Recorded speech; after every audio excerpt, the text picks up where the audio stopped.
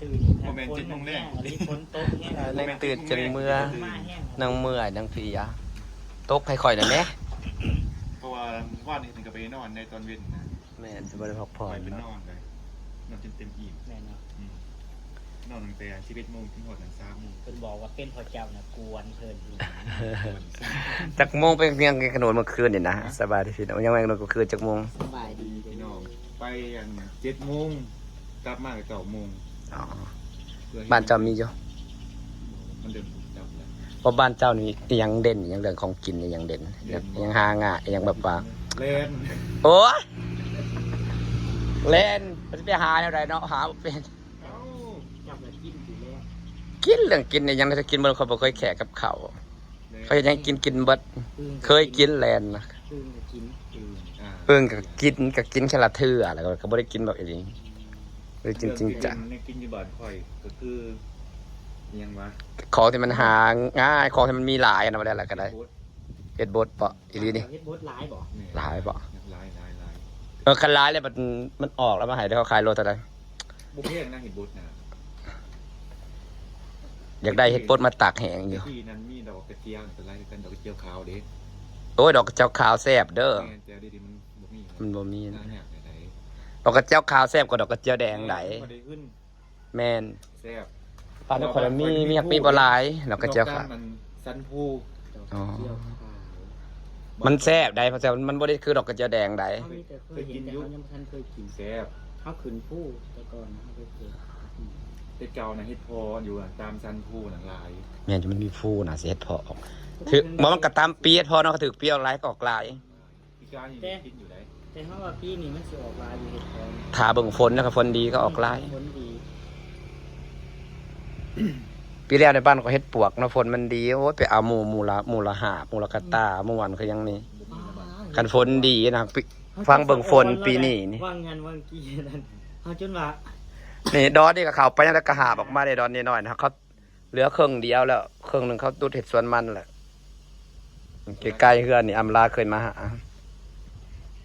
เฮ็ดปวกตะกี้กับลายคือกัน มันเป็นป่ามันเนาะเดี๋ยว เป็ นี้ นส่วนมันพุ่นแล้วเด้ แม่น บ่ได้กินอีหยังเลยตรงนี้นะ คันเฮ็ดบดน่ะอยากได้อยู่ คือพูดอะไร สิตากไว้ให้แม่เราสั่งอยากได้จัก9โลหรือว่าจัก10โลผมมีเท่านี้ สมาปีเนี่ยเด้ร้ายคือกันน่ะ บ่หากอยากได้เฮ็ดบดอ่อนมาแล้วมาซอยตากแห้งชาวบ้านมันบ่ทันได้ออก ที่พุ่นน่ะออกกันวิทย์เลยเด้ เฮ็ดธรรมชาติอยากได้อยู่กับเฮ็ดปลูกบ่อยากได้คันได้ตลาดครับไปซื้อนะมันเป็นเฮ็ดปลูก เฮ็ดเขาเจ้าปลูกนะแม่เดี๋ยวนี้นะเขาซื้อตามตลาดเขาซื้อตามบ้านนะเขาได้เฮ็ดอันนี้อยู่ คันเราออกไปทางซานเมื่อน่ะร้ายเฮ็ดเนี่ยอยู่แนวกินอะไร โอ้บ้านเจ้าไก่คู่เนาะเวลาขึ้นไปหายังต้องขึ้นคู่มันบอก จริงๆในเมืองนะมันเป็นผู้ออกเลยแบบเมืองในทาง ไก่บ่ไปจ้ะมันอยู่วังไหนวะจิว่า เอ้าบ่เคยไปซะบ่ เลยอัน จักซินวันยุ เซนวันจักอยู่สองจักแต่เซนวัน นวลนะบอส เออ เซวังนวลนี่เด้แหละ เออ อยู่ได้แม่เลยนั่นไปนั่นเซวังเลี้ยงไปนั่นบ่ได้ เขาไปทางกับประมาณ33หลัง เคยไปแต่บ้านนี่เนาะวัดซื้อแหละเขาเจ้าพาไปหามันเนี่ยแม่หมอพาอ้ายพาแม่หมอเคยไป ชายแดนที่กับสารวันมึง อ๋อ กับเพลง เขาฝึกหูได้ กันเมื่อบ้านจำกระพานแต่ว่าปัจเจียว ผ่าน เออ เขาฝึกหูได้ว่าเส้นทางนั้นมันโค้งเขาสารวัตรได้นะเขาฝึกหูได้ เขาตุ้มลาน เขาเคยจุ่มได้ทั้งนั้นเขาฝึกหูได้ เคยไป เขาได้ยินแต่เขาว่าแต่เขาก็บ่เคยไป คือสิตกแต่บ่ตกดอกฝน ตัวทางอื่น ตกทางอื่นที่ไหนจะตกทางอื่นบ่ตกทางนี้ มันฝนมาบ่อึดแต่แนวกินดอกไปหน่อย ตะกี้มีเค้นโคนะมาบ่ได้ลายไหน แนวเซ่บ่น้ำมันจะแพง เป็น200 300นะแต่ก็ยังน้อยบ่ได้มันอยู่ในบ่มีแล้ว เขาบ่แม่นบ่ไปหาบ่ บ่คือ5ตลอดนะบ่มี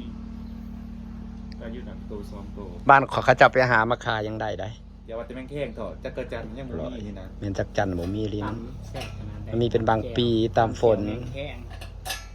เจียวแมงแข้ง ตะกี้พวกค อยู่บ้านยังมีอยู่เขาจะไปเอานะพวกเขาไปโดยตรงบางคืนในหา600ก็ยังได้ เขาไปบักเอาในต้นไม้นะต้นแมงแคงนะ ถามีนั่นถาหาแบบมาขายนั่นรู้ขาดได้ขายดีอยู่เด้ขนาดเห็ดแก้ว 80ตัวต่อร้อยเขาขาย กิน80ตัวต่อ100 บาท เฮาว่าเฮาบ่เคยกินนะเฮามากินน่ะก็ยังแซ่บนั่งเฮ็ดเฮาว่า คอยน้ำหมักกินดิบที่เขาก็หมักขั่วเขาก็นั่งกินเขาก็เป็นแมงไม้แบบว่าพวกแมงขนุนพวกนี้ค่อยหมักบดค่อยหมักกิน มีแจ่วเขาเนี้ยแล้วก็ขั่วแมงเนี่ยค่อยหมักแล้วก็ได้หมักก็คือหมู ทอดจุดจี้กับกอวุ้แซ่บขนาดใส่รสดีแล้วก็ใส่ โอ้ยฝนตกอยู่ไทยโอ้ยเย็นดีพี่น้องเย็นเด้มากับบรรยากาศดี บรรยากาศที่ดีเนี่ยเป็นแรกเลยเนาะถ้ามันมีตูบใหม่ใส่ใหม่เนาะ ว่าคันมีเงินในเขตคาเฟ่เพราะเขามีเงินซื้อ เห็ดเรือเดียวแสดงอยู่ เลยต้นไม้มันก็ใหญ่ โอ้มันมีต้นไม้อยู่ต้นท้องฟังแล้วต้นไม้ร้ายมันถึงไว้เอาตูบมาลงอันหนึ่งนี่ครับ ต้นลำซ้ำใหญ่แห่งสีห่มมาเลยแห่งสีเย็น ที่สีเย็นขนาดนี้ ปีหนาอันนี้ปีเดียวมันยังซ้ำนี่เลย ย่างมือแรงนอนอยู่ข้างนอกเจอแกงขาวหอม ให้มาแล้วที่ก็นั่งเล่นแล้วจนเดินกันได้ข่าวนั่งโทรศัพท์จนนอกนั่งโหลดคลิปนั่งเองทุ่ม2 ทุ่ม 3 ทุ่มอย่างเงี้ยข่าวเฮือน ต้นไม้มันถึงจริง กินข่าวกินอยู่นอกคุยบริกินอยู่ในเดี๋ยวนี้ สวยงามต้นไม้ที่ทำแห้งจัง เพราะว่ามันใหญ่แห่งงานเลยมันยังน้อยเลยนะเสาสูงจาก4 เมตรนี่ ก็จะเอาเงินโทรศัพท์หรือว่าก็จะโอนเงินอะไรก็จะในช่วงเขา 17ต้นไม้ จิตมันบางทีอะไร มากินข้าวปุ้น หาเงินกายดอกไม้พุ่นก็มีแนวหาเงินอยู่ โอ้ยแต่บางทีหก นี่ถึงร้ายมือจะว่าง จิตกันเลยมันให้หน้าได้ เขาเริ่มสิหวานกล้าได้เนาะมันเดือน6 เดือน 7อะไรได้นี่นะมันเป็นเดือนลาวมันเดือน8แล้วก็จัก ซอยคนจักก็ติเลยถ้าเกียร์ ต้นไม้สีเขียว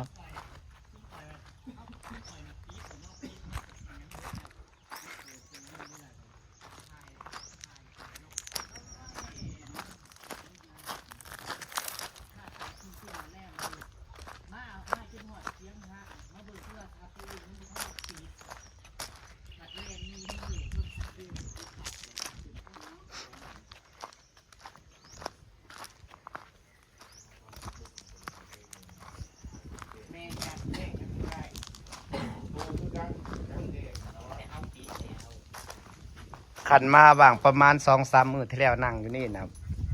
กินดอกแก้วนี่จนปวดหัวไปแล้วมันหักหล่นไปแล้ว แบบฮะตองาเขาได้บ่ ได้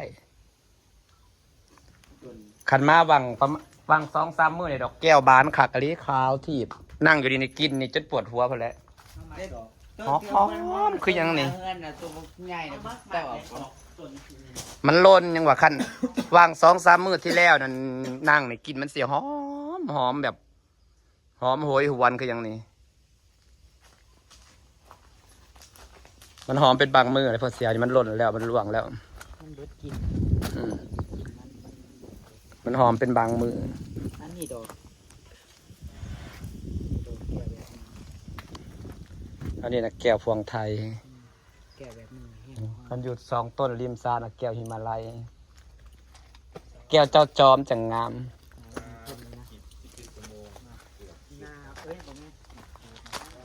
บักนาวไรเม็ดเด้น้ำหลายบ่ได้มีเม็ดใดพอได้กินเด้อเก็บกินเบิดเลย เจ้ากับตังว่าไปหาสื่อเลยดีมากเนาะ อันนี้นั่นน้ำหลายได้ถ้าเบิ่งปะมัน มันใหญ่ชุดสำหรับ บักนาวสีได้พี่ใดเป็นบักนาวสีหากบ่มีในน้ำนี่ใส่หมากเดียวก็เหลือเฟือน้ำมันหลาย มันเป็น กำลังเริ่มเป็นล็อตแรกก็เป็นนักกินพอได้กินอยู่เด้อมันก็ได้คนนี้ต้นฮักกระปุกเนาะปีเดียวนี่มักทัน ต้นน้อยๆนึงแต่ยังเป็นหมาต้นน้อยๆนึงนะเฮามาปีนั้นเนาะเฮามาตอนที่เอาป่าเนาะ ปีนี้ฮอดบ่ได้ตอนซ้ำนี่นะ เลยได้ บ่ปี แซ่บได้มาว่าแซ่บได้หวาน ปีนี้บ่ทันได้ตอนซ้ำบ่ตอนก็สิฟ้าให้มันขึ้นเอง ได้มันเริ่ม จะต้องแต่งกิ่งมันบ่ แม่นเราต้องตอนสู่ปีได้แต่ปีนี้บ่ได้ตอน ไม่ดอก อันนี้ครับบ่ได้ตอนมันก็ขึ้นเองเลยเด้ขึ้นงาใหม่เองเลย เอาคือดินซีกับทางดินซีขนาด แม่นก็เอาจุลินทรีย์มาหด ใบมันตายเนาะตาย มันแมงไม่กินเด้มันฮักกระเซ้านี่เด้มันฮักกระเซ้าวางข่อยเอาผงมาโรยนี่นะเอาผงโรยมันกระเซ้านี่เด้มันก็เริ่มเป็นใบเต็มเลย หมักสดทีนี้จะปลูกก็ใช่เห็นสิแม่ ปลูกแล้วแตะก้อนปลูกจนหอดพูนมันตายมันดูแลยากมันมีหญ้าคาเด้ต้องขาหญ้าคาให้มุดให้เบิดก่อน มันแตกกิ่งเลย กำลังเป็นพุ่มงาม มันได้น้ำเนี่ยไม่กินน้ำ แมน เราพด จะหน่อยฝนตกมันกระสีใหญ่คือตกกลางอะไรนะ น้ำให้มันเสมอกันไปเบิ่งข้างนอกมันเสมอกัน งาม เสมอกันเลย